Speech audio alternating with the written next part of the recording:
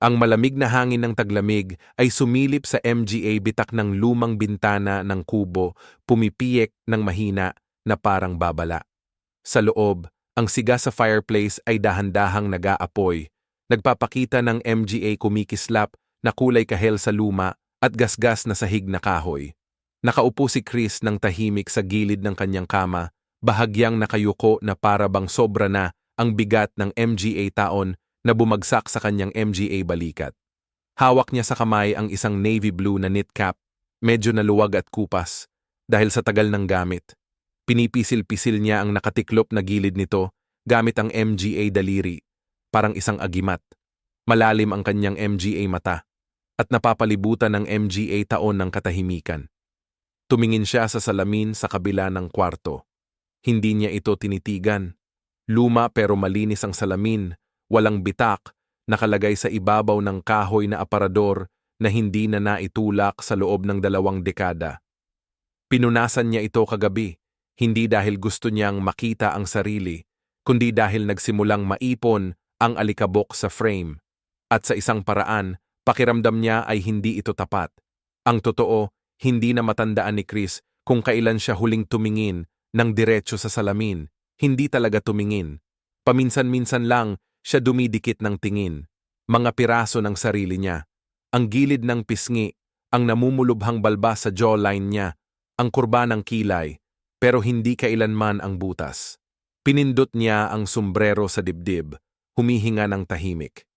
Kahit ngayon, naamoy PA rin niya ang lana at bahagyang amoy kahoy na sinusunog dito. Hindi lang ito basta sombrero. Ito ay baluti, kalasag, maskara. Sa loob ng 30 taon, suot ni Chris ito na parang pangalawang balat. Suot niya ito sa loob ng bahay. Suot niya ito sa pagtulog. Suot niya ito sa palengke, simbahan, at sa kasal ng anak niyang babae. Kahit na nakaupo siya sa likod at umalis. Maaga, hindi na matapang na makita ng matagal. Wala nang nakakita ng ulo niya ng higit sa 1 dekada. Hindi buo. Hindi mula nung huling operasyon, pati na ang anak niyang si Jade. Lalo na ang MGA apo niya. Kilala lang nila ang lolo nila na may suot na sombrero. Yung lalaking palaging tahimik ng ngumingiti na nakamasid lang sa sulok ng kwarto tuwing kaarawan at pista, na hindi kailanman sumasali sa MGA litrato at laging may hinahanap na gagawin sa kusina pag may kamera na lumalabas. Sa labas ng bahay, ang maliit na bayang tabing dagat na Whitley Bay ay patuloy sa mabagal nitong ritmo. Parehong kulay abo. Langit, yung parehong sumisigaw na karatula sa labas ng panaderya sa kanto, yung pare-parehong postman na hindi kailanman nagtatanong kung bakit ang lalaki sa bahay bilang 12 ay hindi sumasagot ng pinto kapag walang suot na sombrero sa ulo. Hinihinto na ng MG at tao ang pagtatanong noon, PA man.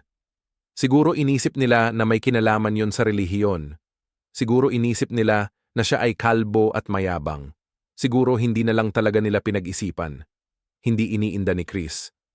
Mas kaunti ang tanong, mas okay.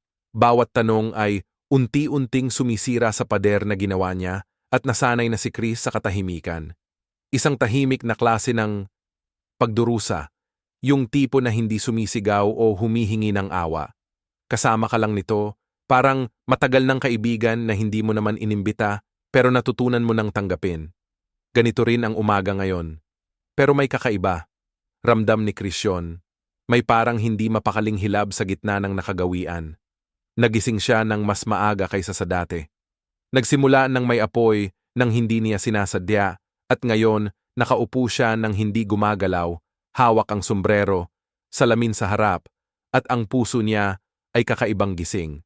Sa ibaba, naririnig niya ang mahihinang tunog ng MGA gamit sa kusina habang naghahanda ng almusal. Nasa kusina si Jade, ang kanyang tawa. Pumunta siya sa taas ng hagdan, sinundan ng magaang MGA hakbang ng isa sa MGA bata. Siguro si maliit na Sam, ang pinakabata, na sobrang curious talaga. Ngumiti si Chris sa sarili niya sa naisip. Tapos, nawala yung ngiti. May tanong si Sam kahapon na hindi PA handa si Chris sagutin.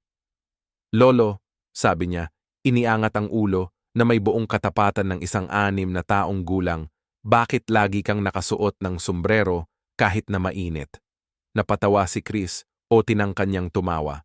Kasi madaling giniginaw si Lolo, sagot niya. Sagot na niya. Pero hindi PA rin kumbinsido yung bata. Inabot ulit ni Chris yung takip ng bote. Nanginginig na ang MGA kamay niya kaysa dati. Dahan-dahan niya itong inilagay sa ulo niya, parang naglalagay ng korona. Mabigat, pinagpaguran, di maiiwasan. Siguro, hindi naman mag-iiba ang araw na to. O baka ito na yung araw na magbabago ang lahat. May kumatok, mahina muna, tapos medyo mas malakas. Natigilan si Chris nang marinig niya si Jade sa pinto. Mahinahon at pamilyar ang boses. Dad, ready na yung almusal. Gusto ka ni Sam na gawin mo lang yung pag-toast tulad ng dati mo. Hindi siya agad sumagot. Sandali niyang naisip na magpanggap na hindi niya narinig. Pero tumingin siya pababa sa sombrero sa kanyang kandungan, na ngayon ay nakasuot na ulit ng maayos sa kanyang ulo at huminga ng malalim. Mas madali kasi ganito. Pwede siyang bumaba at maging yung parehas na tao na kilala nila. Yung tao na nakabalot sa lana at tahimik. Dahan-dahan siyang tumayo. Kumaluskos ang MGA kasukasuan at inayos ang kwelyo. Habang papunta siya sa pinto, huling tumingin sa salamin, pero hindi niya talaga tiningnan ng diretsyo. Sa ibaba, mainit na ang kusina sa amoy ng itlog at toast at bahagyang tamis ng marmalade. Abala si Jade, buhok nakatali ng magulo, apron may kalat ng harina galing sa pancake na malamang tinulungan siya ng MGA bata gawin. Nakaupo si Sam sa mesa, hinahampas-hampas ang MGA paa sa ilalim ng upuan habang nagdodrawing gamit ang pulang Crayola sa papel na placemat. Ang MGA nakatatandang kapatid niya na sina Emily at Theo ay nag-aaway ng pabiro kung aling cartoon character ang mananalo sa isang karera. Muli, ngumiti si Chris ng magalang habang pumapasok, tinanggap ang sabayang pagdadalamhati. Lolo, kasunod si Sam na biglang tumayo mula sa upuan at hinawakan ang kamay niya. Halika, gawing crispy ang toast tulad noong nakaraang beses. Hinayaan niyang hilahin siya papunta sa counter, saglit na nagkatinginan sila ni Jade. Ngumiti siya, pagod, pero mabait. Pareho ang ngiti niya kay Helen, mainit at matatag. Pero ang tingin na iyon, higit PA sa pagmamahal sa agahan. Alam niyang narinig din ni Jade ang tanong ni Sam kahapon. Habang inilalapag ni Chris isinubo niya ang MGA hiwa ng tinapay sa toaster. Gumalaw ang MGA kamay niya ng parang automatiko. Naitawid na niya to ng daan-daang beses, baka mas marami PA. Pero kahit ganun kasimple, ramdam niya ang bigat ng sandali na parang ulap na hindi kayang sunugin ng kahit anong sikat ng araw. Hinatak siya ni Sam sa manggas niya ulit. Lolo, papunta ka naman sa school play ko, di ba? Sabi ni Miss Darnell, pwede akong magdala ng kasama sa entablado. Nagatubili si Chris. Kailan yon? Sa susunod na linggo, magiging fox ako. Lumiko si Jade, pinapatuyo ang MGA kamay gamit ang tuwalya. Martes ng gabi yon, MGA ganun lang, 20 minuto. Sasama ka ba? Binuksan ni Chris ang bibig para magsabi ng isang ligtas, neutral na sagot, pero huminto siya. Anong iisipin nila kung uupo siya kasama ang ibang MGA magulang at lolo't lola? Nakalubog ang sombrero niya, nakayuko ang ulo, iniiwasan ang bawat tingin. Magseselos ba ulit ang MGA bata? Narinig na niya, yan dati, yung MGA bulong sa likod ng MGA, nakatiklop na kamay. Kahit hindi naman masama, puno yan ng kuryosidad, at mas masakit PA ngayon. Susubukan ko, sa wakas sabi niya. Napangangatwiran si Jade, pero hindi nagsalita. Bumalik siya sa lababo. Pagkatapos kumain ng almusal, dali-daling tumakbo ang MGA bata sa likod bahay para maglaro. Si Chris naman ay nanatili sa mesa, dahan-dahang umiinom ng tsaa, binibigyang hintay ang oras na kailangan niyang umakyat ulit sa salamin para sa katahimikan. Nakatabi niya si Jade, na medyo mahina na ang boses. Daddy, iniisip ko na siguro panahon na. Hindi sumagot si Chris. Nakita ko itong klinika. May doktor sa London. Tinutulungan nila yung MGA may problema sa balat. Totoong tao na may totoong problema. Hindi ito himala. Pero may pag-asa, nakatingin siya sa tasa niya. Hindi kita pinipilit. Mag-perform sa entablado, dagdag niya. Bahagyang nanginginig ang boses, para lang makausap ng isang taong baka maintindihan kung ano ang naramdaman ko. Tumingala si Chris, nagtagpo ang kanilang MGA mata. Wala siyang hinuhusgahan, puro pag-asa lang. At iyon ay parang mas delikado PA. Hindi siya nagtutulak, umaabot lang siya. At para sa isang lalaking ilang dekada nang umiwas, nakakatakot ang ideya na umabot pabalik. Bumuka ng bibig si Chris, sinara, tapos nagsalita ng mahina. Tingnan natin. Dahan-dahang tumango si Jade. Iyon lang ang hinihingi ko. May sandaling nanatili sa pagitan nila, parang singaw mula sa MGA, tasa ng tsaa sa labas. Pumapalyo ang hangin, nagpapalaspas sa MGA, walang dahong sanga sa tabi ng bintana ng kusina. Tumingin si Chris palabas, pinagmamasdan ang MGA, punong dahan-dahang sumasayaw sa hangin. Sa kabila ng kanilang pagiging marupok, nakakayanan nila. Baka hindi ngayon ang araw na magbabago ang lahat. Pero baka, siguro konti lang, may nabiyak na. Dating ganito si Chris, hindi mapakali. Nung tag-init ng 1985, palipat-lipat siya ayos ang MGA makina sa garahe, karera. Ang kanyang lumang Yamaha sa paligid ng baybayin ng Northland, kasama si Helen na sumasayaw tuwing Biyernes ng gabi. Noon, kilala siya sa bayan bilang batang may pinakamabilis na bisikleta at pinakamalakas na tawa. Nagsusuot siya ng denim jacket na naka-roll up ang MGA manggas, may grasa sa MGA kamay, at yung batang ningning sa MGA mata na nagpapatiwala at nagpapasaya sa MGA tao. Si Helen ang babaeng may pulang scarf. Malinaw PA sa kanya yon. Isa yun sa MGA malamig na hapon ng Marso na parang kumakapit ang lamig sa lahat ng bagay. Pero pumasok siya sa auto shop na may ngiting talagang tumatagos. Diretso sa kalangitan ng ulap. Hindi umandar ang kotse niya at late na siya sa trabaho. Nasa ilalim ng ibang sasakyan si Chris noon, pero agad siyang lumabas nang marinig ang boses niya. Ayusin niya ang makina, tinanggihan ang bayad at sabi, "Sisingilin ko lang ang MGA babae na may hindi magandang scarves." Napatawa siya. Inayos ang isang hibla ng buhok sa likod ng tenga at sagot, tuloy-tuloy na siguro akong bibili dito. Tuloy nga siya. Parang lumang kanta ang kanilang kwento. Mga tasa ng kape sa maulan na hapon, mabagal. Nagbiyahe sila sa tabing dagat. MGA lakad na nauwi sa oras. MGA salita na nauwi sa katahimikan na ayaw nilang matapos. Hindi lang tinanggap ni Helen ang magulo at sobrang energetic na mundo ni Chris. Siya ang naging sandigan nito.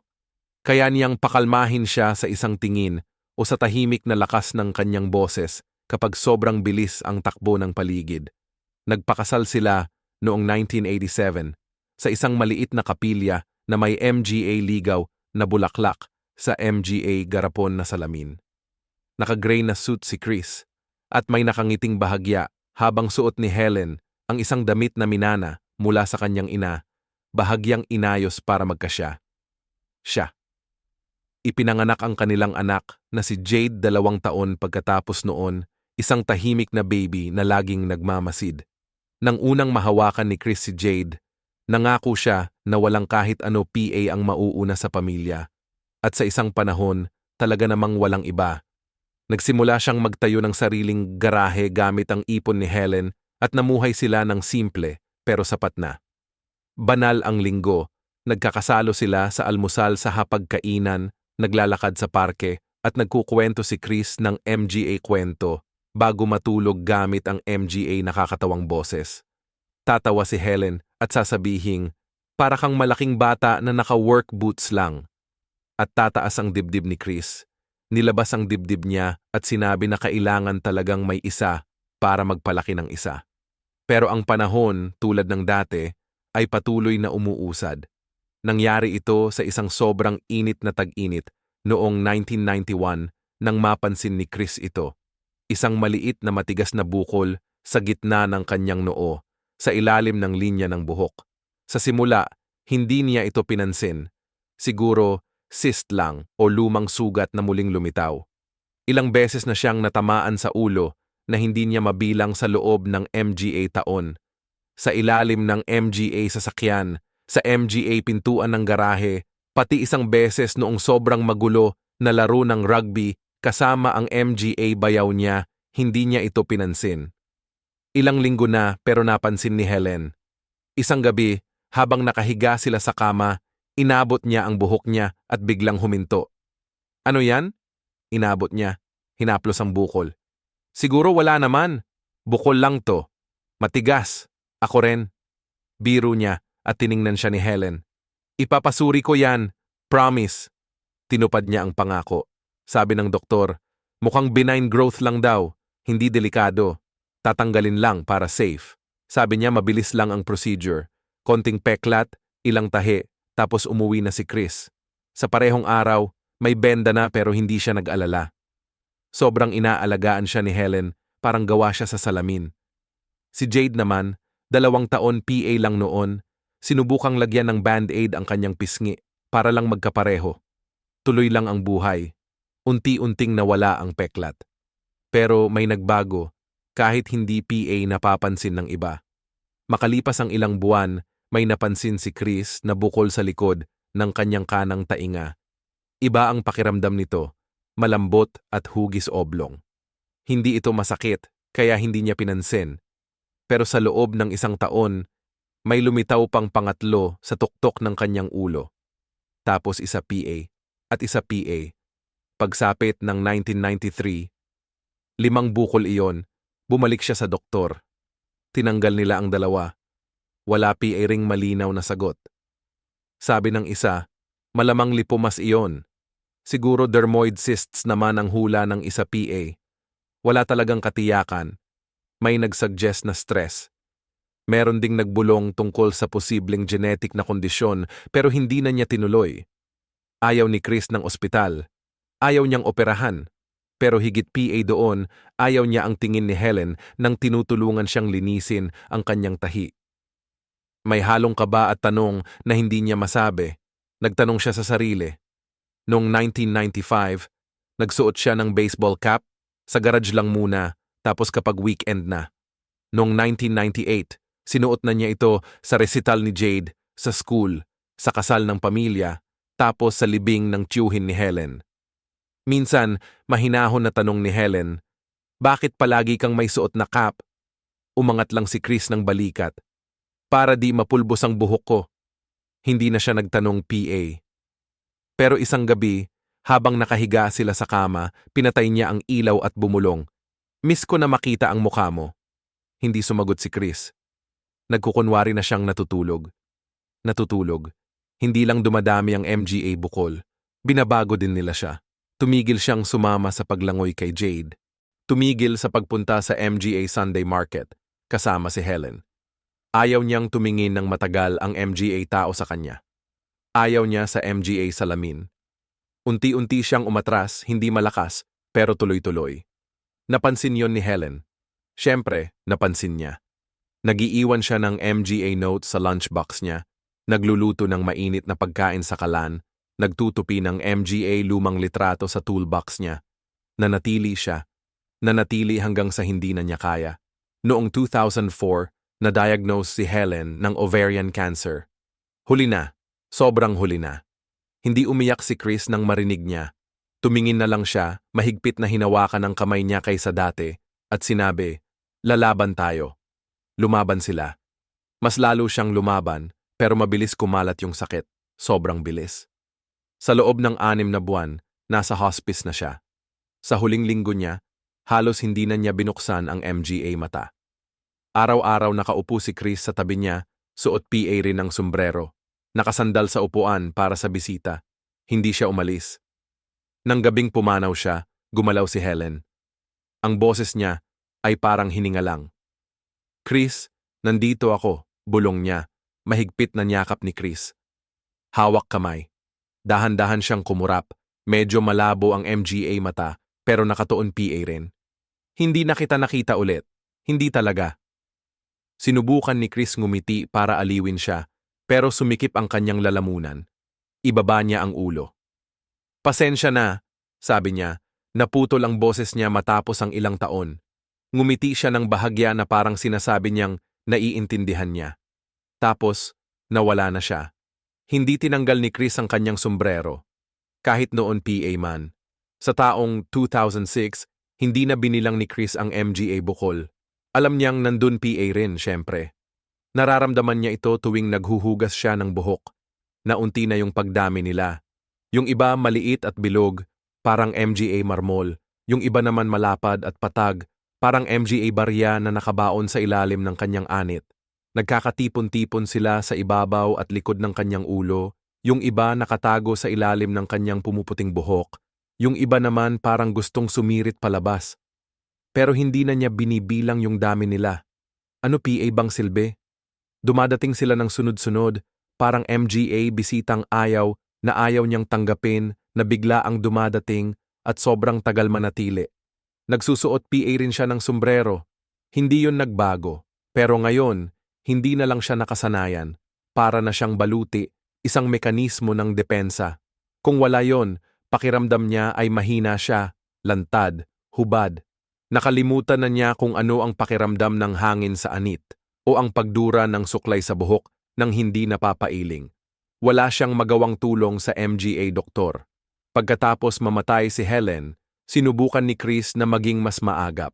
Nagpunta siya sa isang dermatologist sa Newcastle na tumingin sa ulo niya ng 5 minuto, sumulat ng kung ano sa chart, at sinabi na maaaring sebaceous cysts iyon, karaniwan, hindi delikado, at kayang gamutin. Ang susunod na doktor ay ni-refer siya sa isang neurologist na parang mas interesado sa iba pang bagay tungkol kay Chris. Mas malala ang nararamdaman niya kaysa sa pisikal na sintomas. Nakastress ka ba kamakailan? Tanong ng lalaki na para bang ang lungkot ay isang virus na nagdudulot ng bukol. Nag-schedule sila ng biopsy, minor surgery, blood tests, at imaging scans. Palaging pareho ang resulta. Hindi malinaw, walang kasiguraduhan, malabo. Walang nagsabi kung ano talaga ito. Walang nagbigay sa kanya ng kapanatagan ng loob. Ilang bukol ang naalis sa MGA taon na iyon at pinauwi si Chris na may gauze sa ulo at bote ng painkillers. Pero palaging tumutubo ulit, minsan sa parehong lugar, minsan naman sa MGA bago. Pagkalipas ng ilang panahon, tumigil na siyang pumunta. Ano PA ba ang silbi ng pakikinig? Hindi na siya sigurado sa ika-10 beses. Ang totoo, ayon sa kanya, ay simple lang. Ano man ito, hindi mawawala. At walang ibang tutulong sa kanya para dalhin ito. Yung garahe na dati niyang minahal, yung pride niya, yung ritmo niya, parang naging entablado na hindi niya bagay. Ang usapan sa MGA customers naging maikli na lang. Tinuruan niya ang mas batang mekaniko para kumuha ng mas maraming trabaho, tapos tahimik niyang ibinenta ang negosyo 2 taon pagkatapos noon. Ang dahilan niya ay retiro. Pero ang totoo, mas malungkot PA. Ayaw ni Chris na makita ng iba. Hindi ganito. Unti-unti siyang umatras sa MGA matagal ng kaibigan. Dumadaan lang ang MGA imbitasyon, kadalasan hindi binubuksan. Hindi siya pumunta sa MGA kasal, reunion, kaarawan. Sinasabi niya na pagod siya o may ubo o naglalakbay. Unti-unti, huminto na ang MGA tao sa pagtatanong. Mas madali iyon. Unti-unti ring nagbago ang relasyon nila ni Jade sa MGA tahimik at malungkot na paraan. Siya ay naging mabait at matatag na babae, mas matalas kaysa kay Helen, diretsahan, pero may parehong matiyagang pagmamahal sa puso. Kakabuo PA lang niya. Nagsimula siyang magtrabaho full-time nung ibinenta ni Chris ang garahe. Gusto niyang sumama siya sa kanila ni MGA bata. Sabi niya, mabuti raw yun para sa lahat. Sabi ko, sapat naman ang space ko, Dad. Sabi niya, hindi mo kailangang laging mag-isa. Pero natutunan na ni Chris na gawing tahanan ang pagiging mag-isa. Tumanggi siya, sabi niya gusto niya yung space niya at may alaga PA rin siyang aso na inaalagaan. Kahit patay na si Max 6 na buwan na ang nakalipas. Alam mo, pwede mo naman sabihin kung hindi ka okay, sabi ni Jade minsan sa telepono pagkatapos ng mahabang katahimikan. Ayos lang ako, Chris. Sumagot siya nang may tinig na walang puwang para sa tanong. Ang totoo, hindi siya ayos. Nahihiya siya. Nahihiya sa hitsura niya. Nahihiya na ang katawan niya ay naging unpredictable, di na niya makilala. Nahihiya na hinayaan niya itong umabot sa ganito. At sa ilalim ng lahat ng iyon, mas malalim kaysa kaya niyang sabihin ng malakas, ay ang takot na balang araw ay titingin si Jade sa kanya at umatras. Kaya patuloy niyang suot ang sombrero, pinipikit ang MGA pinto, pinapababa ang ilaw. Ang MGA araw ay nagdudugtong-dugtong. Ang MGA pader ng bahay niya ay naging pamilyar, ligtas, walang hamon. Nagbabasa siya ng MGA libro, nanonood ng MGA lumang dokumentaryo tungkol sa digmaan, at inaayos ang maliliit na sirang bagay sa bahay na hindi naman talaga kailangang ayusin. Tahimik ang buhay niya. Hindi maganda, pero tahimik. Sinubukan niyang mag-date minsan ng sandali lang. Isang babae na nagngangalang Margaret na nagtatrabaho sa library, nag-iwan ng note sa bulsa ng kanyang Amerikana pagkatapos ng kaunting usapan sa parking lot. Sweet at old-fashioned iyon. Maganda ang MGA mata niya at may dry na sense of humor na nagpapaalala kay Helen. Nagkita sila para magkape. Siyempre, may suot si Chris na sombrero. Hindi naman nabanggit ni Margaret iyon, pero sa pangalawang labas nila, lumapit siya habang nag-uusap. Malambot ang MGA mata. Pwede bang itanong tungkol sa sombrero? Natuwa si Chris, nanginginig ang lalamunan. Ngumiti siya pero hindi umabot sa MGA mata niya. Sabi niya, pangit lang ang gupit. Hindi na sila nagkita muli. Ang pinakamasakit ay hindi yung pag-iisa. Kaya ni Chris yon. Ang pinakamasakit ay yung kawalang katiyakan, yung hindi pag-alam. Kaya niyang harapin ang isang diagnosis kahit na malala. Pero itong walang anyo, walang pangalan na karamdaman na lumalago at pumipisil sa bungo niya parang bulong mula sa loob, unti-unting winasak siya sa paraang hindi niya maipaliwanag. Isang gabi, nakatayo siya sa harap ng salamin sa banyo, may hawak na gunting. May nabasa siya online tungkol sa pagtanggal ng cyst sa bahay. Tanga at pabaya, pero sa desperasyon, nagiging tanga ang tao. Pinindot niya ang malamig na talim sa ilalim ng bukol sa likod ng tenga niya at dahan-dahang pinilit. Huminto siya bago man lang mapilas ang balat. Ang refleksyon na tumitig sa kanya hindi na si Chris. Isa na itong bersyon niya na hindi na niya kilala. Maputla, tahimik, pagod, isang lalaking nakakulong sa sarili niyang katawan. Inihulog niya ang gunting sa lababo at lumingon. Nang tumawag si Jade kinabukasan ng umaga, nagkunwaring walang nangyari. Tatay, parang pagod ka yata. Hindi ka ba nakatulog ng maayos? Dapat bisitahin mo kami. Lagi kang tinatanong ng MGA bata. Napahinto si Chris. Siguro next week na lang. Palaging siguro lang, pero lalo lang lumamig ang bahay. Mas malakas ang katahimikan, mas matalim ang salamin, at sa ilalim ng takip ng kanyang laging suot na sombrero, patuloy na lumalaki ang MGA bukol. Tahimik, tuloy-tuloy, hindi na lang basta nasa loob na niya. Naging bahagi na sila ng pagkatao niya. Mas naging tahimik ang bahay pagkatapos mamatay si Helen. Hindi lang sa tunog, pati sa damdamin. Yung klaseng katahimikan na sumisipsip sa MGA pader, sa sahig, pati na sa buto ng lalaking naglalakad sa MGA pasilyo nito. Matagal nang nakatira si Chris doon, pero ngayon parang inuupahan na lang niya yung bahay. Nawala na yung init, parang kwento ng iba yung MGA litrato sa MGA istante. Iba na ang ugong ng kama. Mas matagal uminit ang takure. Kahit yung lumang kwelyo ng aso, nakasabit PA rin. Sa likod na pintuan, kumakalansing na parang kampanilya ng hangin, nagdadalamhati sa nakaraan. Nawawala na ang amoy ni Helen sa unan niya pagkatapos ng ilang linggo. Pero si Chris, tulog PA rin sa gilid ng kama, maingat na hindi guluhin ang tabi niya. May MGA gawe na hindi nawawala, kahit wala na ang taong kinabibilangan nito. Nakatago PA rin niya sa ilalim ng upuan, sa sala ang tsinelas ni Helen. Nakabitin PA rin ang paborito niyang scarf sa likod ng pinto, hindi PA nagagalaw. Paminsan-minsan, kapag tama ang hangin, halos marinig niya ang pag-awit niya sa kusina, nasa garahe palabas.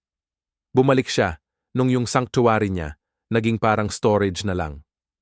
Kalawangin na yung MGA tool sa drawer, natipon ang alikabok sa MGA lumang piyesa ng motor. Yung dati masiglang tunog ng makina at amoy ng langis at bakal, nawala na talaga. Hindi na ni Chris pinapalitan ng langis yung sarili niyang sasakyan, hindi na rin inaayos yung tumutulo na gripo. Yung MGA bagay kapag nasira, nanatiling sira. Nagsimula siyang mamili ng grocery late na, bago magsara, nung kaunti na lang ang tao. Iwas siya tumingin sa mata ng iba, binaba yung takip ng kanyang cap, nagbayad gamit ang cash. Yung cashier, isang teenager na palaging nakasabit sa leeg ang headphones niya, hindi nagtatanong. Ayos lang yun kay Chris. Mas kakaunti na ang MGA kapitbahay na kumakaway. May ilan na lumipat na. Yung MGA na iwan, hindi na siya iniimbitahan sa MGA okasyon. Hindi dahil sa sama ng loob, parang tahimik na pagtanggap lang. Hindi mo pwedeng tuloy-tuloy na kumatok sa pinto na hindi naman bumubukas. Lumiit ang kanyang MGA damit, halos pare-pareho lang. Mahahabang manggas, maluluwag na pantalon, at paulit-ulit na suot na cap. Naghahanap siya ng dahilan para iwasan ang MGA salamin, pahinain ang ilaw, at isara lagi ang MGA kurtina, araw.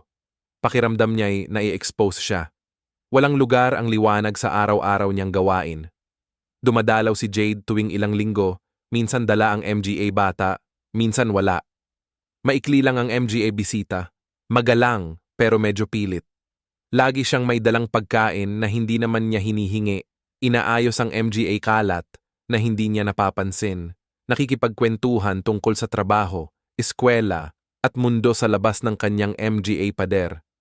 Pinahahalagahan ito ni Chris pero hindi niya alam paano sasabihin sa kanya na para siyang bisita sa piling ng sariling anak.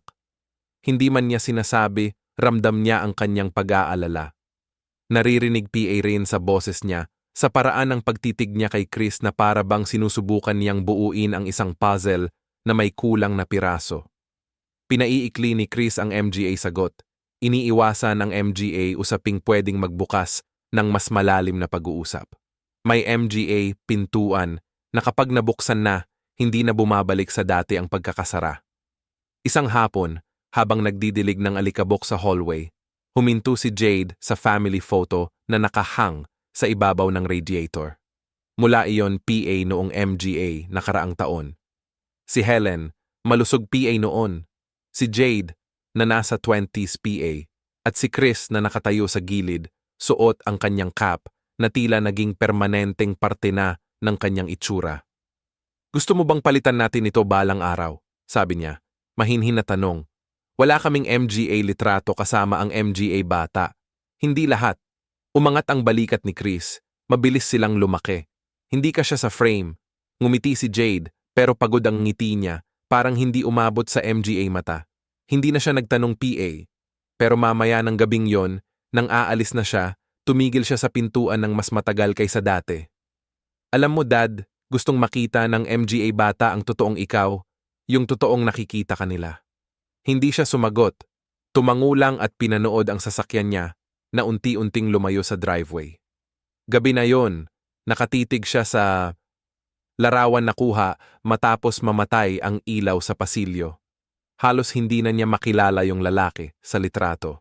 Gabing yon, hindi makatulog si Chris. Tahimik ang bahay, sobrang tahimik ng MGA pader, at napakalakas ng tiktak ng orasan sa pasilyo. Nakahiga siya sa kama, nakatakip ang kumot hanggang dibdib, MGA mata nakabukas sa dilim. May gumagalaw sa loob niya, isang pagkabagot na hindi niya maalis. Dahan-dahan siyang bumangon, naglakad papunta sa banyo, at binuksan ang ilaw. Ang salamin sa ibabaw ng lababo ay bumati sa kanya na parang matagal ng kaaway.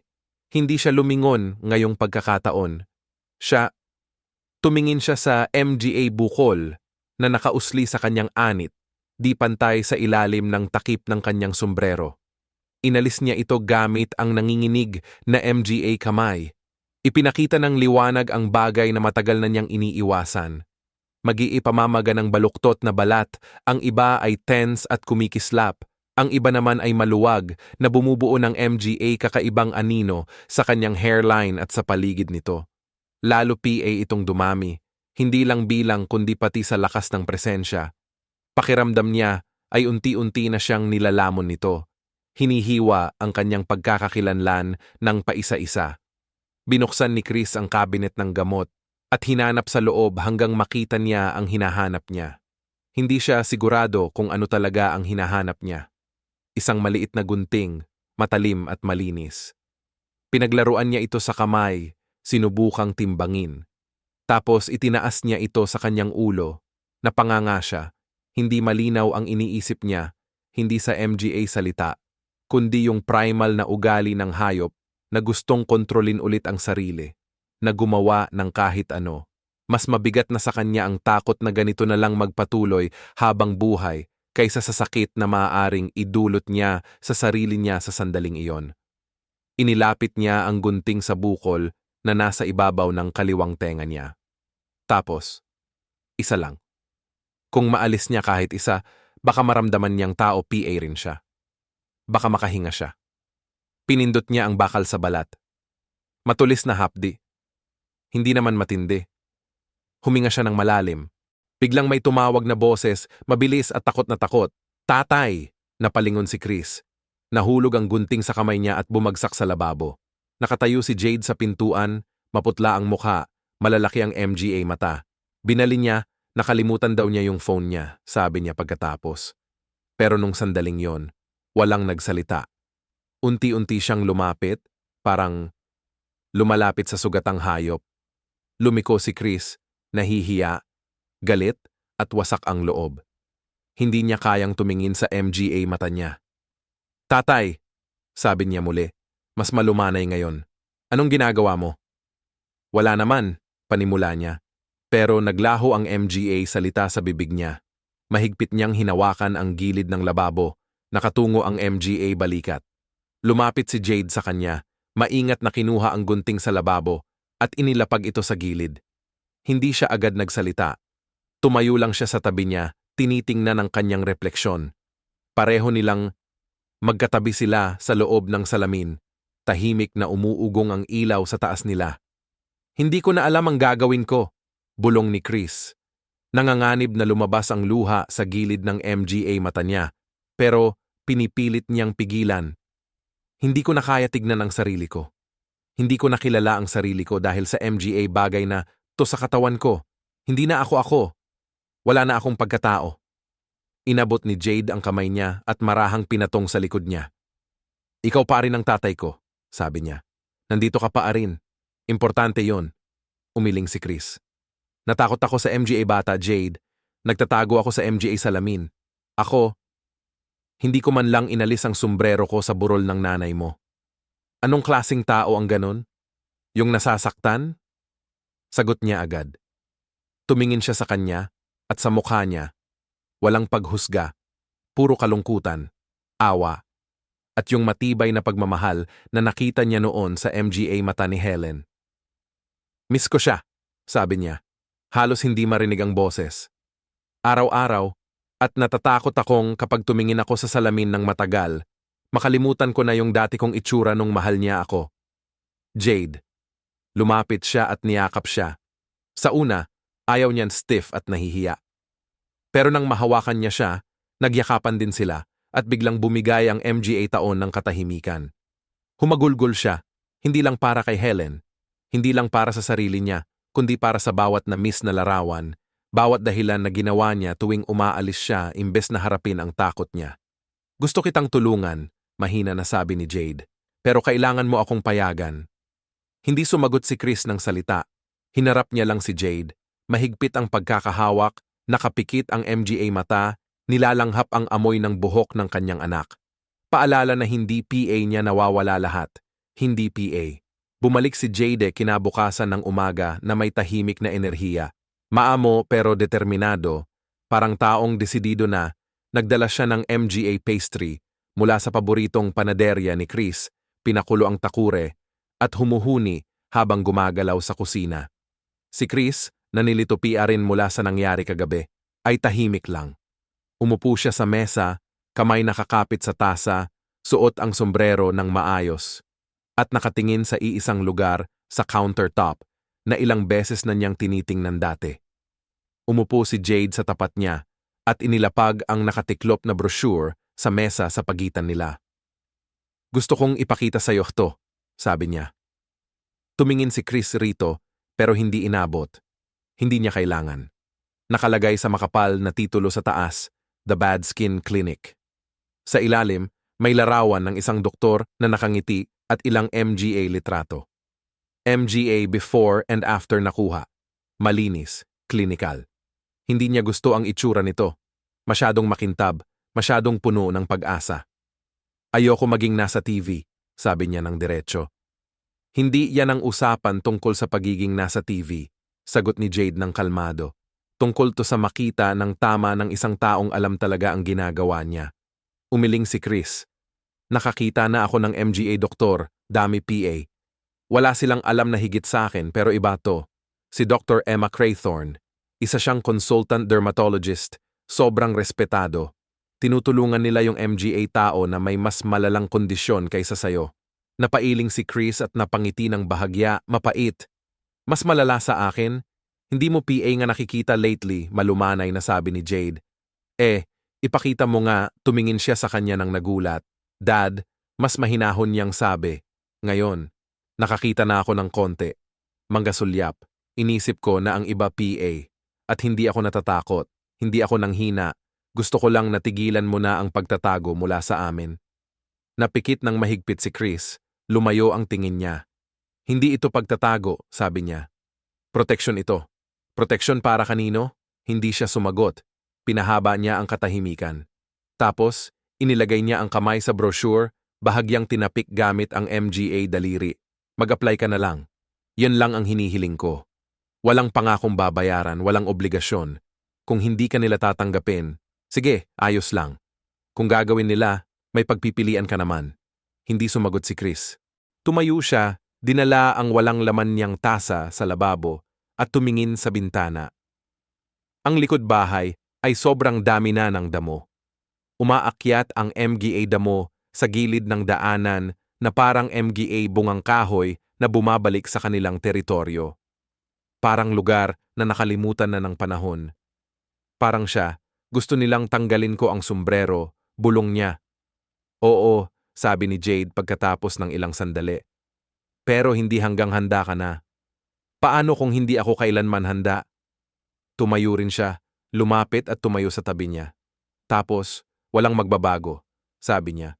Patuloy ka lang sa ganito, nagtitiis, nasasaktan, tapos lalaki ang MGA bata na hindi talaga malalaman kung sino ang totoong lolo nila. Mas tumimo iyon kaysa sa akala niya. Pumisil ng mahigpit si Chris sa gilid ng lababo. Ayokong takutin sila, sabi niya ng mahina. Hindi mo gagawin yan, bulong ni Jade. Pero kung maghihintay ka PA ng tamang pagkakataon na madali lang, maghihintay ka ng walang katapusan. Hindi sumagot si Chris. Hindi siya pumayag, pero hindi rin niya itinapon ang brochure. Yon? Gabi na, matagal nang umalis si Jade, natagpuan niya ang sarili niya na binabasa ito sa mahina na ilaw ng lampara sa tabi ng kanyang kama. Parang hindi totoo yung MGA litrato, sobrang pino ng MGA ngiti. Pero sa unang pagkakataon, napaisip siya, paano kaya kung nakalagay lang yung aplikasyon sa dining table ng 2 buong araw bago ito inaksyonan ni Chris? Napadaan lang siya dito nung umaga, tiningnan lang ng mabilis habang kumakain ng dinner, kinuha minsan, tapos inilapag ulit ng hindi binasa yung MGA detalye. Hindi naman binanggit ni Jade ito nung nag-check-in siya sa tawag. At hindi niya ito binanggit, pero mabigat ang katahimikan habang naghihintay. Sa ikatlong gabi, pinunan niya ito. Simple lang ang MGA tanong. Pangalan, edad, paglalarawan ng kondisyon, tagal nito, MGA litrato. Yung huling parte ang pumigil sa kanya.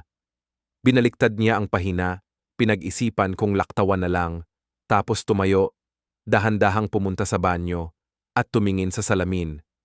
Sa unang pagkakataon matapos ang maraming taon, pinilit niyang totoong tumingin.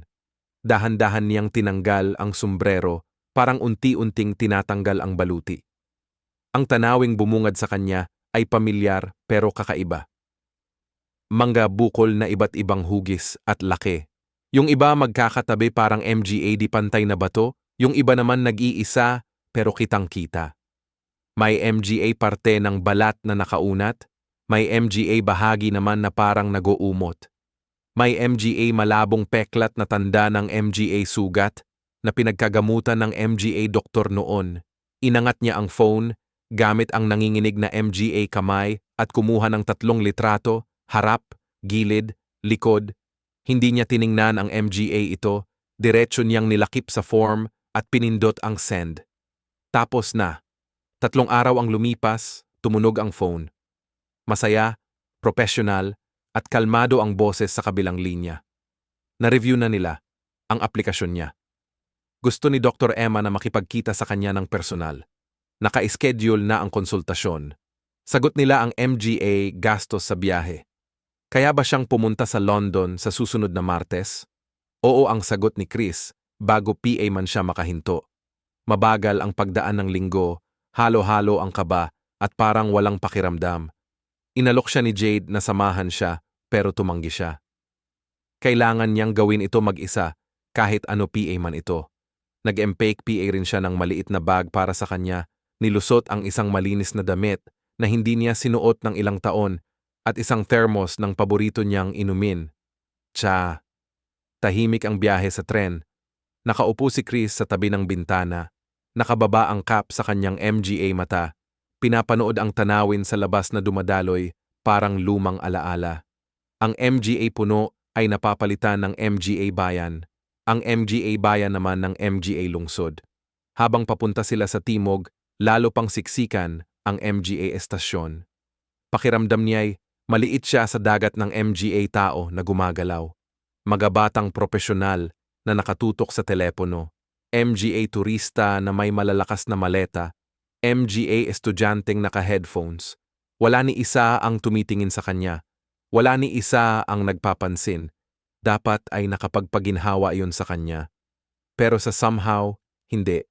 Pagdating niya sa London, may kotse na naghihintay. Hawak ng driver ang maliit na placard na may pangalan niya, ngumiti ng magalang, hindi nagtatanong. Maingay ang syudad sa labas ng MGA bintana. Maga-double-decker na bus, MGA siklista na dumadaan sa trapiko, MGA salaming gusali na parang aabot sa langit. Hindi PA nakakapunta si Chris sa London mula nung honeymoon nila. Ideya iyon ni Helen. Gusto niyang makita ang West End. Nagtawanan sila sa ulan, naligaw ng 3 beses, at sumayaw sa isang street violinist malapit sa South Bank. Yung alaala na iyon, bigla siyang binalot na parang alon, hindi inaasahan. Nakakalito at nakakasakal. Sa hotel, iniabot sa kanya ng receptionist ang susi ng kwarto at isang polyeto ng itinerary para bukas. Nag-elevator siya mag-isa. Moderno, malinis, at sobrang tahimik ang kwarto. Hindi siya nag-unpack, naupo lang siya sa gilid ng kama, nakatitig sa skyline ng lungsod sa bintana. Parang may mabigat na bumibigat sa kanya para bukas, parang pisikal na puwersa. Hindi niya alam kung ano ang aasahan, hindi niya alam kung handa na siya, pero alam niyang wala nang baliktanaw ngayon. Sa malayo sa ibaba, may umuungol na sirena, at nawala sa dilim ng gabi. Pumikit si Chris, suot PA rin ang sombrero at huminga ng malalim. Ang klinika ay nasa isang tahimik na kalye, nakatago sa pagitan ng isang tindahan ng bulaklak at opisina ng abogado. Mas maliit ito kaysa sa inaasahan ni Chris, moderno pero simple lang. Malinis na salamin ng MGA pinto, malambot ang ilaw sa loob, walang kinang. Kung hindi niya alam, baka akalain niya na dental office lang ito. Pero pagpasok niya, may kumirot sa dibdib niya. Pumasok siya sa isang bagay na hindi niya alam. At para sa isang lalaking nagtayo ng sarili niyang, ang buhay na may kontrol, hindi iyon basta-basta. Ngumiti ng mahinahon ang receptionist, nang batiin siya, tiningnan ang pangalan niya, tapos tinuro ang isang hanay ng MGA light gray na upuan malapit sa isang paso na may fern. Tumango siya, umupo sa pinakalayo sa bintana at itinapat ang tingin sa baba. Medyo amoy antiseptic at lavender ang kwarto. May orasan sa ibabaw ng pinto na tumitiktak. Bawat segundo, mas malakas kaysa sa huli. Maaga siya dumating. Ayos yon. Mas gusto niya yon. Ayaw niyang madaliin. Ayaw niyang late at lahat ng tingin ay nakatuon sa kanya. Siya. Wala namang ibang tao sa waiting area, kundi isang nanay kasama ang batang teenager na tila walang interest sa binabasang magazine. Pero si Chris, nakalow ang sombrero, bahagyang nakatagilid ang katawan. Lumipas ang 15 minuto, tapos tinawag siya ng nurse. Sinundan niya ito sa isang mahinang ilaw na pasilyo. Dinadaan sa MGA framed na larawan ng malulusog na balat at MGA pasyenteng nakangiti. Bawat hakbang, lalo siyang nabibigatan. Lumiliit ang hangin. Mainit ang examination room, kulay beige ang MGA pader, may nakaka-relax na artwork at isang upuan. Sa sulok na tila akmang-akma lang doon. Parang nasa opisina ng therapist kaysa klinika. May mataas na examination bed sa gitna ng kwarto na takpan ng puting papel. Darating si Dr. Crathorne agad, sabi ng nurse ng mahinahon. Paupuin mo na lang ang sarili mo para komportable. Komportable? Halos ngumiti si Chris. Nakakatawang sabi yon. Wala ngang komportable dito. Umupo siya sa gilid ng kama, mahigpit na magkadikit ang MGA kamay, at nakaayos PA rin ng maayos ang kanyang sombrero. Makalipas ang ilang minuto, bumukas ang pinto. "Hello, Chris," sabi ng isang mainit at kumpiyansang boses. "Ako si Dr. Emma. Ang saya kitang makilala. Mas bata siya kaysa inaasahan niya, siguro MGA 40s PA lang, may matalim na MGA mata na may halong kabaitan at katiyakan. Ang kilos niya ay kalmado, hindi parang doktor lang. Hindi siya nagmadaling lumapit. Sa halip, umupo siya sa stool na may gulong sa tapat niya at iniabot ang kamay. Kinausap siya ni Chris, medyo di sigurado ang pagkakahawak. "Salamat sa pagpunta," sabi niya. "Alam kong mahirap ang ganitong klase ng pagbisita, pero gusto kong malaman mo na nasa mabuting kamay ka. Hindi tayo magmamadali, susunod tayo sa bilis mo at sisiguraduhin namin na naiintindihan ko ng eksakto ang nangyayari." Bahagyang tumango si Chris, pero hindi nagsalita. Binuksan ni Dr. Emma ang isang manipis na tablet, tiningnan ang kanyang file, tapos tumingin sa kanya. "So?" Malumanay niyang sabi, "Mahigit 30 taon ka nang may MGA bukol sa anit mo." "Oo," bulong ni Chris. Medyo magaspang ang boses niya, parang matagal nang hindi nagamit. "At sa tagal ng panahon na yon, may nagsabi na ba sa'yo kung ano talaga yan?" Tumango siya ng hindi. "Iba't ibang tawag ang binigay nila. Lipomas, cysts at iba PA. Sabi niya baka stress lang yon. Hindi naman karaniwan na may physical na bukol dahil lang sa stress. Sabi niya habang nakangiti ng bahagya, parang naiintindihan. May tinanggal sila, dagdag ni Chris. Bumalik sila. "Nakita ko MGA litrato mo," sabi niya. "Pero gusto kitang makita ng personal kung okay lang sa'yo." Nag-atubili si Chris. Hindi siya pinilit ni Dr. Emma. "Hindi mo kailangang tanggalin agad ang sombrero mo. Pwede PA tayong mag-usap ng konti kung gusto mo." Tumingin siya sa sahig, tapos tiningnan siya sa mata. "Hindi lang yan basta bukol," sabi niya. "Sila na ako ngayon. Ewan ko na kung ano ang itsura ko kapag wala sila." Tumango si Dr. Emma. "Gets ko. Pero gusto kitang makilala, yung totoong ikaw sa likod nila, kung papayag ka." Tumahimik, tapos dahan-dahang iniangat ni Chris ang kamay niya na nanginginig ng sobra. Hinawakan niya ang gilid ng kanyang sombrero. Ang bigat ng gilid ng sombrero niya, sobra PA sa dati. Mahigpit niyang kinapit ito, nanginginig ang MGA daliri. Sandali, muntik na niyang ibaba ang MGA kamay niya, pero may something sa kalmadong tingin ni Dr. Emma na nagpapanatili sa kanya. Huminga siya ng dahan-dahan, tapos tinanggal niya ang takip sa ulo niya. Hindi siya tumingin sa kanya. Tumingin siya diretsyo, nakatunganga ang panga, at ang katawan ay stiff. Nagkaroon ng tahimik sa kwarto, mabigat at parang humuhuni. Naghintay si Chris sa reaksyon, yung pagkagulat, yung sandaling pagpos na palaging dumarating. Pero wala. Hindi umatras si Dr. Emma. Hindi siya huminga ng malakas. Bahagyang yumuko siya pasulong, nakatuon ng MGA mata, hindi sa takot, kundi sa pag-aalaga. Hindi nagbago ang ekspresyon niya, maliban sa pagiging mas attentive. "Salamat," mahina niyang sabi. Hindi PA rin tumingin si Chris sa MGA mata niya. Ramdam niya, nakahubad sa paraang mas malalim PA sa balat, parang isang lalaki na napabagsak ang kanyang tanging panangga sa loob ng silid na puno ng ilaw. Kumilos si Dr. Emma nang may bihasang lambing, tumayo para lumapit sa kanya. Pwede ba? Tumango siya. Maingat niyang sinuri. Ang MGA daliri niya ay eksakto pero banayad habang gumagalaw sa tuktok ng kanyang ulo. Hindi pantay ang MGA bukol, may matitigas at nakausli, may malalambot at madaling hubugin. Isang malaking peklat ang nakaabot sa kaliwang bahagi. Bakas ng luma niyang skin graft, ang MGA gilid nito parang kidlat na nakapirming nasa laman. Ilan PA. Mas maliliit na bukol na nagkakatipon malapit sa ilalim ng kanyang bungo. Parang MGA ubas na nakatambak, medyo kumikislap ang balat nila sa ilalim ng ilaw ng pagsusuri. Masakit ba kapag pinipisil ko dito? Tanong niya. Medyo oo, sagot ni Chris habang nagngingit-ngit ang ngipin. Tumango siya, ipinagpatuloy ang pagsusuri. Yung sinasabi mo, yung MGA operasyon, yung muling paglaki at yung kawalan ng malinaw na sagot, lahat yan ay tugma sa isang napakabihirang kondisyon, sabi niya habang bahagyang umatras. Sa tingin ko, baka meron kang tinatawag na Brooks-Spiegler syndrome. Kumilat si Chris. Ano? Isang genetic na sakit yan, Dr. Emma. Ipinaliwanag niya.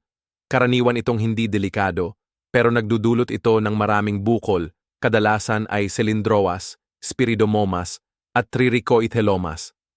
Madalas itong lumalabas sa anit, mukha at leeg. Hindi ito nakakahawa. Hindi ito cancer, pero pwedeng makaapekto talaga sa kalidad ng buhay. Tinitigan siya ni Chris, tahimik. Naghintay siya. Sinasabi mo ba na may pangalan itong bagay na ito? Oo, sagot niya ng mahinahon. Meron. Napakunot ng noo si Chris at napailing. Half ginhawa, half hindi makapaniwala. Matapos ang 30 taon, may nakapaglagay na ng pangalan dito. Alam ko na. Sabi niya, ang dami pwedeng ibig sabihin nun. Hindi naman nasosolusyunan lahat kapag may pangalan na, pero nagbibigay siya ng direksyon. Nagbibigay siya ng salita. Hinaplos ni Chris ang kanyang ulo na medyo masakit PA dahil sa nakita. Gagaling ba ito? Hindi naman ganun, sabi niya, pero kaya namang kontrolin. May MGA bukol na pwedeng tanggalin sa operasyon, lalo na yung masakit o yung nakakaapekto sa tiwala mo sa sarili. Yung iba naman, minomonitor na lang habang tumatagal. Nirerekomenda rin namin na magpa-genetic test, baka kasi namamana ito. Medyo bumaba ang mukha ni Chris. Ang ibig mong sabihin, pwede ko palang naipasa mo na ba to? Posible, sagot niya ng tapat. Pero minsan, bigla ang lumilitaw ang mutation, hindi laging nanggagaling sa magulang. Dahan-dahang tumango si Chris, ramdam niya ang bigat ng impormasyong iyon. Dahan-dahang hinaplos ni Dr. Emma ang examination table. Hindi na natin mababago ang nakaraan, pero pwede nating simulan ang paggawa ng MGA paraan para gumanda ang sitwasyon. Kung bukas ka, pwede tayong magplano ng unti-unting pagtanggal ng MGA pinakakitang-kitang bukol. Sasamahan kita bawat hakbang. Hindi agad sumagot si Chris. Naging malaglasi ang MGA mata niya, pero hindi dahil sa takot. May something PA na mas komplikado, parang taong matagal nang nakulong sa isang maze at sa wakas ay nakita ang pinto. Ayoko talaga mapasama sa telebisyon, sabi niya ulit, pero iba na ang tono niya ngayon. Ngumiti si Dr. Emma. Optional yan. Napangiti siya ng bahagya. Totoo to ngayon, ang tunog ng sinabi niya, kakaiba sa kanya. Sa unang pagkakataon sa matagal na panahon, naramdaman ni Chris na may totoong nakakita sa kanya at hindi lang basta tumingin. Malamig sa operating room kaysa sa inaasahan ni Chris. Puti ang MGA pader, bakal ang MGA tray at tuloy-tuloy ang tunog ng MGA makina. May malaking bilog na ilaw sa itaas ng mesa na parang mata, nakatutok ng walang patid. Nakaupo siya ng tuwid sa gilid ng kama, nakapapel na gown, at may manipis na asul na takip sa ulo sa ibabaw ng MGA bukol na aalisin. Ito ang unang beses sa loob ng dekada na hindi niya suot ang sarili niyang takip. Nakapatong sa kanyang lap ang MGA kamay, maputla ang MGA bukong-bukong ng daliri. Pumasok si Dr. Emma kasama ang kanyang surgical team, kalmado at Professional PA rin siya tulad ng dati. Ngumiti siya ng lumapit, at kahit sinubukan ni Chris na ngumiti rin, ramdam niyang napipitpit ang kanyang MGA labi. "Ready ka na ba?" tanong niya. Bahagyang tumango si Chris. "Dahan-dahan lang tayo. Ilan lang sa pinakakapansin-pansin ngayon. Yung nasa kaliwang bahagi, kitang-kita pero malinis ang MGA gilid, para mabigyan ka namin ng pinakamagandang paggaling at magandang itsura." Huminga ng malalim si Chris sa ilong. Tapos na to. Sumunod ang anesthesiologist na ipinaliwanag ang lokal na pampamanhid. Parang nanlalamig, gising siya, pero hindi nararamdaman ng sakit, pressure lang at galaw. Nakikinig si Chris pero parang hindi, tumatango siya sa tamang pagkakataon. Naranasan na niya to dati, pero hindi ganito, hindi may pag-asa. Habang hinahiga siya at inihahanda ang parte ng katawan, nakatingin si Chris sa kisame, pinapayagan ang isip niyang maligaw. Sinubukan niyang isipin ang MGA numero, stats sa sports, MGA lumang plaka ng sasakyan, kahit ano para madistract ang sarili. Pero sa halip, dinadala siya ng alaala sa ibang lugar. Si Helen sa Hardin, tag-init ng 93. Nagpuputol siya ng MGA rosas at nagmumura siya sa ilalim ng hininga dahil sa MGA tinik, suot ang maluwag na sombrero na parang galing sa katalogo. Nakatingin siya sa bintana habang pinagmamasdan siya, may bagong peklat na tinatago sa ilalim ng benda sa ulo niya. Tumingala siya, nagkatinginan sila, tapos kumindat siya. Wala silang sinabi. Yung kindat na yun lang, yung pressure sa anit niya, nagpaalala sa kanya kung nasaan siya ngayon. Nagsimula na si Dr. Emma. "Ayos ka lang," mahinahong sabi niya habang ginagawa ang unang hiwa. Hindi niya naramdaman ang talim, yung hilab lang. Pakiramdam na parang hinihila ang balat mula sa balat. Parang hindi totoo. Alam niyang may MGA bahagi ng sarili niya na tinatanggal, inaalis, itinatapon. Bawat bukol ay nahuhulog na may malambot at basang tunog. Naiisip niyang tumatama yon sa metal na tray na parang MGA prutas, na sobra na ang hinog, hindi na gusto. Hindi niya hiniling na makita iyon. Ayaw niyang malaman kung ano ang matagal nang naninirahan sa ulo niya. Nang tanggalin ang pangatlong bukol, napapikit si Chris para pigilan ang pagluha. Hindi dahil sa sakit. Hindi rin dahil sa takot. May mas malalim na dahilan, parang isang paghinga ng paluwag. May isang bagay na sa wakas ay napalaya na pagkatapos mahigpit na nakapit ng matagal. Naalala niya si Jade, si Sam, yung paraan kung paano sinubukan ng apo niyang si Chris na hilahin ang kanyang sombrero habang naglalaro, at kung paano siya biglang sumigaw ng matindi sa harap ng lahat. Napakalaki ng MGA mata ng bata, hindi takot, nalilito lang. Yung kahihiyan sa alaalang iyon ay parang bagong pasa na sumakit sa kanya ngayon. Patuloy na nagtrabaho si Dr. Emma, mahinahong nagsasalita sa MGA nurse, pinapanatili ang maayos na ritmo. Nanahimik si Chris, nakapikit ang MGA mata, pinapakinggan ang ugong ng kwarto. Pinatabunan niya ang MGA, iniisip niya. Nang sinabi ni Emma na yun na ang huli para sa araw na to, muntik na siyang hindi maniwala. Maingat na nilinis ng MGA nurse ang paligid, binalot ng gasa ang ulo niya, at dahan-dahang pinaupo siya.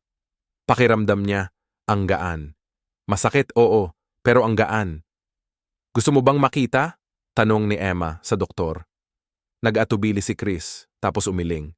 Hindi PA. Dumating ang pangalawang operasyon 2 linggo pagkatapos. Mas handa si Chris ngayon. Emotional na lang siguro. Unti-unting nawala ang pasa mula sa una, naging kulay dilaw at lila, at gumagaling na ang MGA tahi. Malinis. Araw-araw tumatawag si Jade, tinatanong kung kamusta na siya, ano ang sabi ng MGA doktor, kung kailangan niya ng tulong.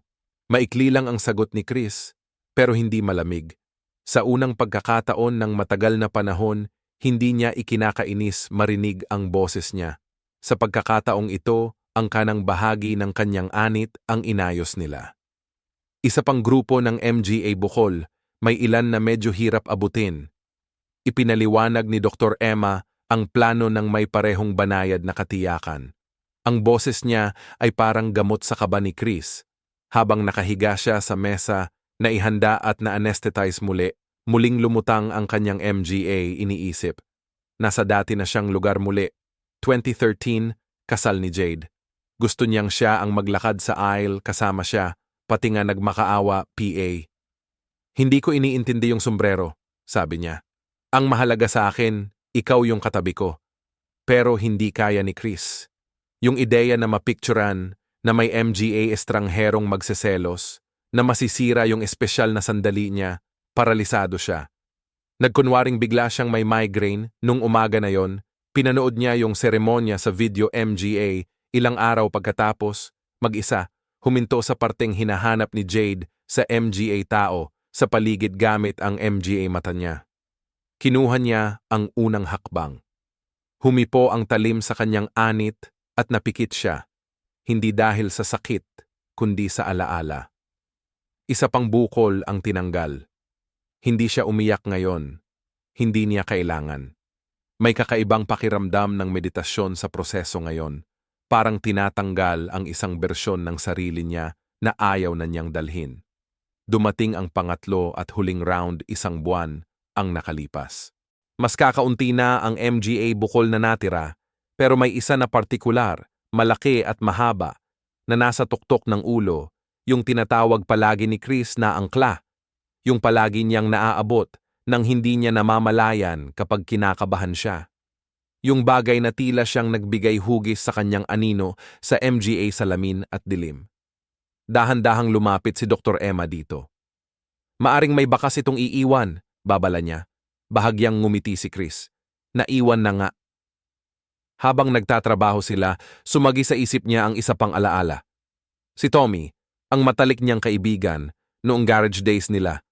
Maingay tapat, laging handang uminom at magbiro kahit pangit. Tumawag si Tommy noong 2016, may malalang sakit na, at nagtanong kung bibisitahin siya ni Chris. Isang huling beer, isang huling tawa. Hindi kailanman pumunta si Chris. Sinabi niya sa sarili na malayo ito, na hindi tugma ang oras ng tren. Pero sa totoo lang, hindi niya matiis na makita siya ng ganun. Hindi ng ganyan. Hindi ng isang dating tumatawag sa kanya na lalaki na may 1,000,000 ng ngiti. Isa pang gupit, isa pang hatak, isa pang bigat ang naalis. Nang matapos, umupo si Dr. Emma sa tabi niya. Ang galing mo talaga, sabi niya. Tumango si Chris, pagod pero kalmado. Dahan-dahan niyang hinaplos ang MGA benda. Ang weird ng pakiramdam, sa magandang paraan, sa pagiging tao na paraan. Mamaya ng gabi, sa pribadong kwarto ng hotel, tumayo siya sa harap ng salamin. Walang takip sa ulo, walang anino. Nakabenda PA rin ang ilang parte ng kanyang anit, pero sapat na ang naipakita para makita ang pagbabago. Wala na ang MGA bukol. Hindi pantay ang balat, nagpapagaling PA, pero klarong kanya talaga. Mukha siyang mas matanda, oo, medyo pagod na, pero mukhang mas malaya rin siya. Yumuko siya, tinitingnan ang kanyang mukha, ang linya ng kanyang panga, ang kurba ng kanyang kilay, ang peklat na parang ilog na dumadaloy malapit sa kanyang templo. At saka, dahan-dahan, ngumiti si Chris, hindi dahil ayos na ang lahat, kundi dahil sa unang beses sa loob ng maraming taon, nakita niya ang taong kanyang naaalala. Bumalik si Chris sa bahay nung unang bahagi ng tagsibol. Mas maliwanag ang langit. Ang araw ay humahaba. Medyo tumagal PA at nagsimulang mamulaklak ang puno ng magnolia sa bakuran ng kapitbahay. Parang simbolo iyon. Bagong buhay, tahimik at matiisin, dahan-dahang nagbubukas sa ilalim ng malawak na langit.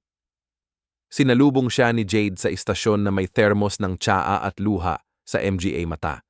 Hindi siya masyadong nagsalita, hinawakan lang ng marahan ang braso niya at ngumiti ng mas malapad kaysa sa nakikita niya sa loob ng maraming taon. Pagdating nila sa bahay, tinulungan siya ni Jade na buhatin ang bag papasok, nakatayo sa pintuan na parang hindi sigurado kung papasok ba siya sa isang lugar ng alaala o pagbabago. Mukha kang maganda, sabi niya. Napangangatwiran si Chris. Di mo pia ako nakikita na tawa siya. Sapat na ang nakita ko. Iba ang dating mo. Hindi siya sumagot, pero nanatili sa isip niya ang MGA salita. Tahimik ang unang MGA araw nila sa bahay. Nagpapatuloy ang paggaling. Masakit sa umaga. Palit-palitan ng gasa, mabilis na tawag mula sa team ni Dr. Emma.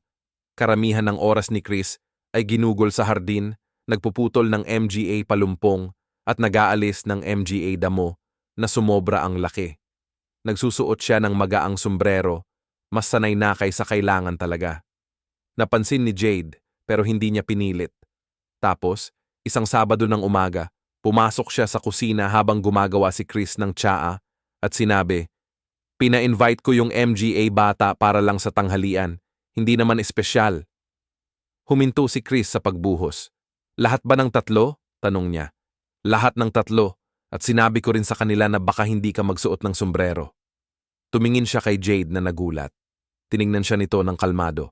"Ayokong maging sorpresa to," sabi niya. "Pero naisip ko rin baka handa ka na." Hindi siya sumagot. Noon, nakaayos na sa mesa ang finger sandwiches, sariwang prutas, at isang tsokolate na cake na medyo tilt pero amoy para kang nasa langit. Tahimik na naglakad si Chris sa bahay, ang puso niya tumatakbo sa dibdib parang gustong tumakas. Eksaktong 12:30 nang bumukas ang pinto sa harap at 3 boses ang pumuno sa pasilyo. "Lolo!" Biglang pumasok sa kwarto sina Sam, Theo at Emily na parang hangin na malakas. Direktang nilapitan ni Sam si Chris, nakaabang na bisig, habang si Theo naman huminto bigla, kinikim-kim ang tingin na para bang may naramdaman siya. May kakaiba. Lumuhod si Chris, mahigpit na niyakap si Sam. "Lumaki ka na," bulong niya. "Sabi mo iyan palagi," natawa ang bata. Nang tumayo si Chris ulit, tinitigan siya ng 3 bata ng may kuryosidad. "Nakalimutan mo yung sombrero mo," sabi ni Emily. Hindi nagtatanong, nagmamasid lang. Ngumiti si Chris ng kinakabahan. "Baka hindi ko naman kailangan ngayon." Nagkatahimik sandali. Tapos ngumiti si Sam ng malaki. Astig. Lumipas ang tanghalian na puno ng usapan at MGA mumo. Kuha ng MGA litrato ni Jade gamit ang kanyang telepono at para sa unang pagkakataon pagkatapos ng maraming taon, hindi umatras si Chris nang nakatingin sa kanya ang kamera. Hindi siya sanay na mahuli nang hindi nagtago, pero may kalayaan sa pagpapahintulot na mangyari iyon. Pagkatapos ng cake, habang nagdodrawing ang MGA bata sa mesa, hinila ni Jade si Chris sa isang tabi. "May gusto sana akong pag-usapan," sabi niya ng mahinahon. "May problema si Theo sa balat nitong MGA nakaraang araw. Gusto ng doktor na magpa-genetic testing siya." Biglang napahinto si Chris. "Baka wala namang seryoso," dali-daling dagdag ni Jade. "Pero baka ito na nga." "Pareho lang," sabi ni Brooke Spiegler. "Sabi nila, mas mabuting malaman agad." Tumingin si Chris sa batang iyon, 10 taong gulang, tahimik na nagdodrawing ng puno, nakalabas ang dila sa gilid ng bibig dahil sa pagtuon. "Binigyan ko siya nito," sabi ni Chris ng mahina. Umiling si Jade. "Hindi, binigyan mo siya ng kabaitan, ng oras. Tinuruan mo siyang magpalit ng gulong ng bisikleta. Ipinakita mo sa kanya kung ano ang hitsura kapag hindi sumusuko ang isang tao. Napurihan siya, nanigas ang lalamunan. Kung ito ay namamana, haharapin natin yan." Magkasama sila. Matagal siyang hindi nagsalita. Nang gabing iyon, habang unti-unting lulubog ang araw at ginagintuan ang hardin, nakatayo si Chris sa likod na patio habang pinapanood ang MGA bata na naglalaro. Lumapit si Theo, hawak ang isang korona na gawa sa papel. "Lolo," sabi niya, "pwede mo ba itong isuot?" Yumuko si Chris. "Akala ko tapos na akong magsuot ng kahit ano sa ulo ko. Iba ito, hindi para magtago. Kasi hari ka ng hardin." Tumawa si Chris. Totoong tumawa at hinayaan niyang isuot ng bata ang korona sa ulo niya. Mula sa bintana ng kusina, kumuha si Jade ng litrato. Nang gabing iyon, nang umalis na ang lahat at tahimik na ang bahay, pumasok si Chris sa kwarto niya, hawak ang sombrero. Tiningnan niya ito ng matagal, yung bagay na naging kasama niya, kanyang sandata, kanyang panangga, tapos binuksan niya ang drawer ng kanyang nightstand, inilagay ito doon, at sinara, hindi dahil sa ayaw, kundi dahil sa desisyon. Nasa mesa niya ang sulat ng 3 araw bago niya nahanap ang tamang MGA salita. Paulit-ulit siyang nagsimula at huminto sa pagsusulat. Bilangin, Hindi siya yung tipo na marunong magpaligoy-ligoy sa salita. Hindi siya nagsusulat ng journal o nagmamagaling sa tula. Pero hindi ito sulat sa isang estranghero. Para ito sa isang taong binigyan siya ng isang bagay na akala niya hindi na niya muling makakamtan, isang bersyon ng sarili niya na kaya niyang kilalanin. Kaya sa isang tahimik na Huwebes ng umaga, habang sumisilip ang sikat ng araw sa kahoy na sahig ng kanyang sala, umupo siya at sumulat. Mahal na Dr. Emma, hindi ako sigurado kung kailan ko ito maisusulat. Hindi dahil ayaw ko, kundi dahil hindi ko alam kung paano magpasalamat ng tama. Paraan na tugma sa ibinigay mo sa akin. Sa loob ng 30 taon, nabuhay ako sa ilalim ng isang bagay na hindi ko maintindihan. Hindi lang yung MGA bukol, MGA peklat, o yung sombrero na suot ko na parang armor, kundi yung takot na makita, husgahan, o hindi sapat. Hindi mo lang ako diniagnose. Hindi mo lang tinanggal yung MGA bagay sa balat ko. Tinanggal mo yung mas masahol PA, ang kahihiyan. At dahil doon, magpapasalamat ako hanggang sa huling hininga ko. Yung lalaking nakilala mo nung unang araw, hindi talaga siya nabubuhay. Nakakaya lang niya. Pero ngayon, naglakad ako papunta sa parke kasama ang aking apo at naramdaman ko ang hangin sa ulo ko pagkatapos ng maraming taon. Hindi bilang isang bagay na dapat katakutan, kundi bilang paalala na nandito PA rin ako, na nalampasan ko ang lahat. Salamat sa pagbibigay sa akin ng sarili ko muli. Taos puso, Chris W. at si Chant. Dahan-dahan niyang tinupi ang liham, inilagay ito sa sobre at isinelyo. Sandali niyang hinawakan ito sa kamay, na para bang ang bigat nito ay kaya ring tumbasan ang laman ng sulat. Tapos tumayo siya, naglakad papunta sa postbox sa kanto at ipinadala ang sulat. Pag-uwi niya, pumasok siya sa bahay. Pumasok siya sa kwarto niya, napatingin sa sombrero na nakatambak PA rin sa drawer. Kinuha niya ito, hindi para isuot, kundi para titigan lang. Medyo kupas na ang tela sa gilid at medyo lumuwag na dahil sa tagal ng gamit. Dinilaan niya ang brim gamit ang MGA daliri, tapos dinala niya ito sa pader sa tabi ng kanyang aparador. Sa tulong ng maliit na hook at matatag na kamay, isinabit ni Chris ang sombrero sa pader. Hindi bilang tanda ng kahinaan, kundi bilang patunay ng pagkakabangon. Mula noon, nanatili ito doon, kitang-kita, totoo, at nakapahinga na. Ilang linggo pagkatapos, si Jade, dumaan kami ni Theo para maglakad hapon. Mataas ang araw, mainit ang MGA kalsada, at malikot ang simoy ng hangin. Tumakbo si Theo nang mabilis hawak ang papel na saranggola, masaya ang MGA paa niya, at ang tawa niya'y umaling-awngaw sa buong parke. Kasabay ni Jade si Chris. Wala siyang sombrero, wala ring scarf, wala ring anino sa noo niya. Mukhang mas matangkad ka kung wala yan. Biro ni Jade. Ngumiti siya. Parang ganun nga. Umupo sila sa isang bangko sa ilalim ng malapad na puno ng oak na ang MGA dahon ay bumubulong sa kanilang ibabaw. Umupo si Chris, pinapanood si Theo na nahihirapang paikutin ang saranggola para mahuli ang hangin. Ilang beses siyang nabigo. Sa MGA pagtatangka, lumingon ang bata, halatang naiinis. Gusto mo ng tulong? Tawag ni Chris. Masigasig na tumango si Theo. Lumapit si Chris Rose at lumuhod sa tabi niya. Magkasama nilang inangat ang saranggola, naghintay sa hangin, tapos pinakawalan. Napahigpit ang tali at umangat ang saranggola, nanginginig sa simula, tapos sumasayaw ng may kumpiyansa. Tumunog si Theo ng palakpak. Nagawa natin. Tumawa si Chris. Pinisil ang kanyang MGA mata para hindi matulala habang pinapanood itong pataas. Tumingin siya kay Theo. Ang buhok ng bata ay sumiklab sa liwanag. Makapal, kayumanggi, pamilyar. Kung sakaling ang MGA pagsusulit ay nang makumpirma na naipasa ang gene, alam ni Chris na magiging ayos ang bata kasi ngayon hindi nila haharapin ito ng may takot o katahimikan. Haharapin nila ito ng may kaalaman, kasama ang isa't isa. Habang naglalakad pa uwi, inabot ni Theo ang kamay ng kanyang lolo nang walang salita. Maliit lang yang kilos pero ramdam ni Chris na parang pangako iyon. Nang gabing iyon, Habang ginagintuan at nililila ng dilim ang mundo, nakatayo si Chris sa harap ng salamin sa kanilang pasilyo.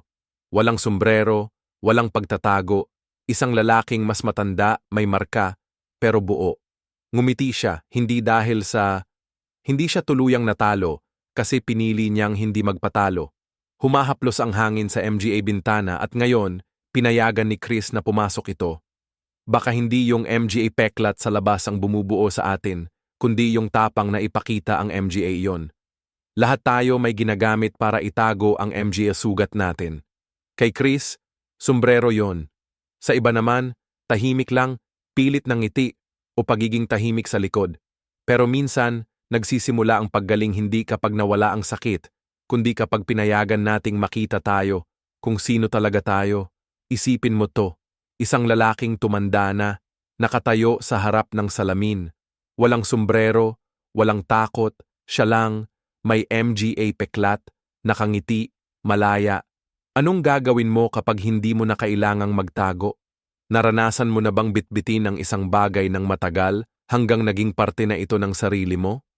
I-share mo ang MGA sa loobin mo sa comments sa ibaba. Binabasa namin bawat kwento, bawat salita. Mahalaga ang boses mo.